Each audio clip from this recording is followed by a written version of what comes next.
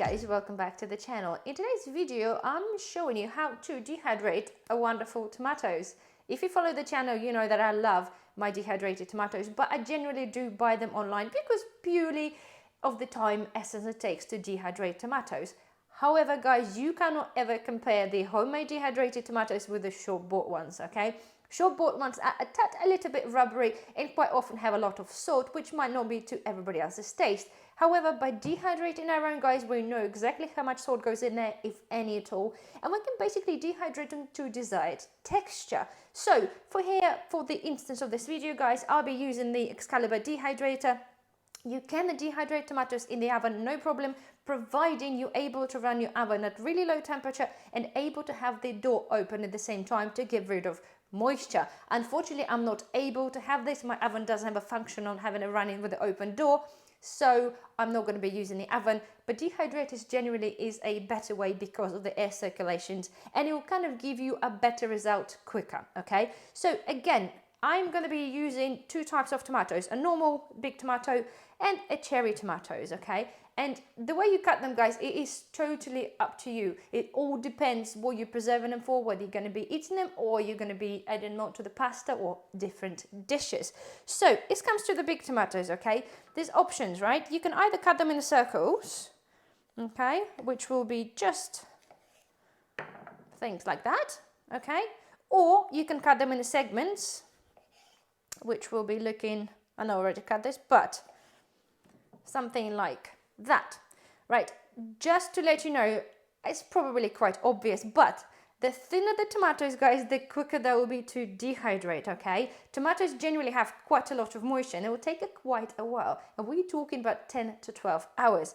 If you decided suddenly to cut your tomatoes into the bigger chunks, it will take you onwards of 12 hours, okay? So for the purpose of this video, how I prefer this, I'm going to be cutting the big tomatoes in the little circles, and the little cherry tomatoes I'm going to be cutting into halves. Yes, they're going to take a little while, but still it'll be much quicker than me drawing a big segment like that. So make sure all your tomatoes are thoroughly washed, okay, and get them cut. So let me start chopping.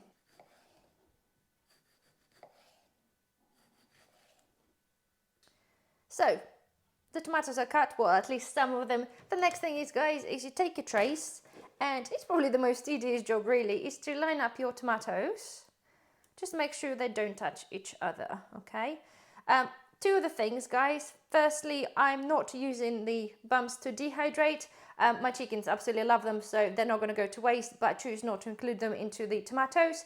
And secondly, make sure that your tomatoes are cut to roughly the same thickness to make sure when they dehydrate evenly and dehydrate at the same time. So things like this, unfortunately, going to be going first, but it is what it is. Do the best as you can, okay? Because when they're soft, it is very hard to get them perfect. All right, so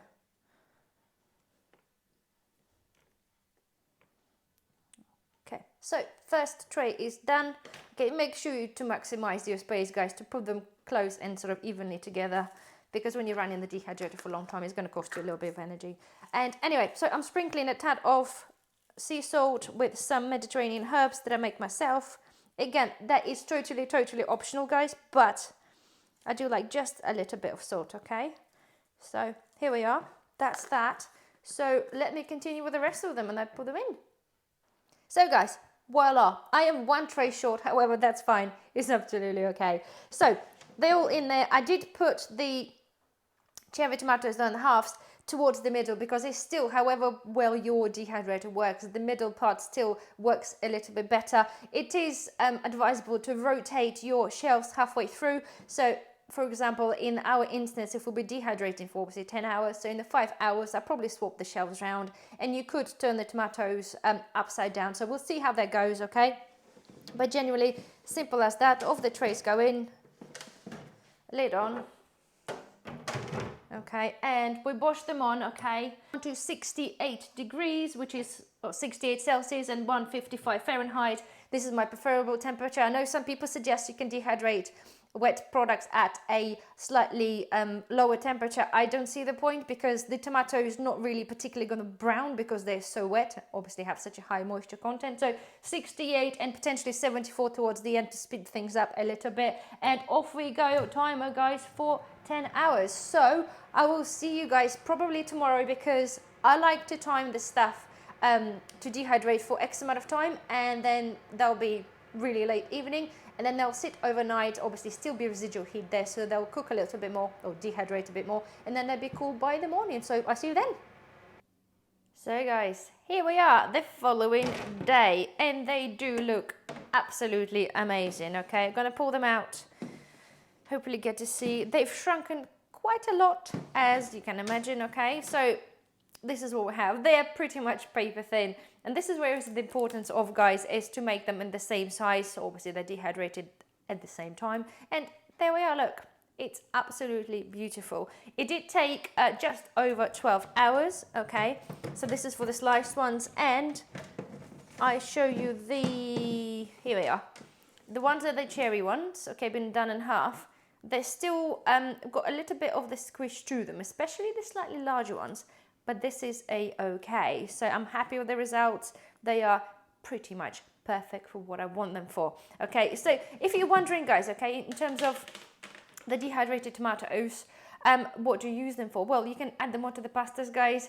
Of course, rehydrate them first. You can use them as a snack, and I am partial to doing that, and they taste absolutely amazing. For the little ones like this, okay, and I strongly suggest, guys, if you ever bought them in sort of the deli, you know, they do the sun-dried tomatoes, okay, in a bit of a garlic olive oil. This is super yummy, and this is where I'm going to be using my little ones. Okay, even if they're slightly moist, this is absolutely fine, because I'm going to rehydrate them with, obviously, in the olive oil with a bit of garlic, and they can sit in the fridge for a couple of weeks. That'd be absolutely fine.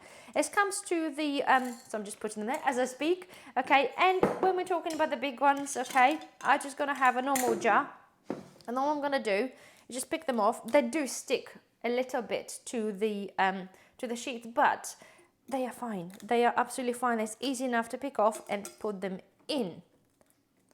I'm so happy that turned out so well. That's inevitable, okay? You're gonna break some of them, but this is a-okay, all right? It's not a big deal. Again, you can make them thicker if you want, but of course you're gonna be waiting for them to dry just a tad longer. However, I think for the time and for what we're getting at the end, I'm happy with the results. Anyway, so I shall going to continue and put them into my jar, okay, and then I'm going to put the lid on. And guys, because they are really dry, do not put the oxygen absorbers anyway. I strongly suggest against that, but put them in the airtight container, and they'll last you for absolutely a month. You can use the vacuum seal if you want to. That's absolutely safe as well. And obviously with this slightly moist tomatoes, guys, again, I just must illustrate the fact is, do not use oxygen absorbers if your tomatoes are still kind of a bit squishy. I strongly suggest against it to avoid any bacteria. When it comes to also, guys, the olive oil, okay, it is really important if you do dehydrate them to store them on olive oil. Again, it's very, I would say, very risky, and I strongly advise. I know there's so much out there on internet to tell you that you can easily just put the olive oil on those tomatoes and it'll be absolutely fine. Again, unless your tomatoes are 100% dry, which is not technically possible when they are in slices like this, adding on olive oil, again, it creates the perfect atmosphere for the botulism, okay? This is because there's no air can get through the oil. So all your tomatoes, if there's any bacteria left and you put the oil on the top and you store them there, it is not good, and I wouldn't advise that. You keep this in the fridge for a few days, absolutely fine. Anything for really over a week, guys, I really would not advise. And please, just do your own research if you don't believe me, but have a look. There's so much information out there. But olive oil, okay, storing stuff in olive oil, unless it's 100% or totally dried fruits or vegetables, let's talk about that, it's not safe. So I'm the person that really like to be on the safe side. So as I said, I'm making my sun-dried tomatoes in olive oil, but they'll be consumed within the next 2 to 3 days, and I'll be keeping them in the fridge. So anyway, all right, guys. Well, I do hope you find this video useful. Don't forget thumbs up. Maybe subscribe to the channel if you haven't already, and I shall see you in the next one. Bye bye.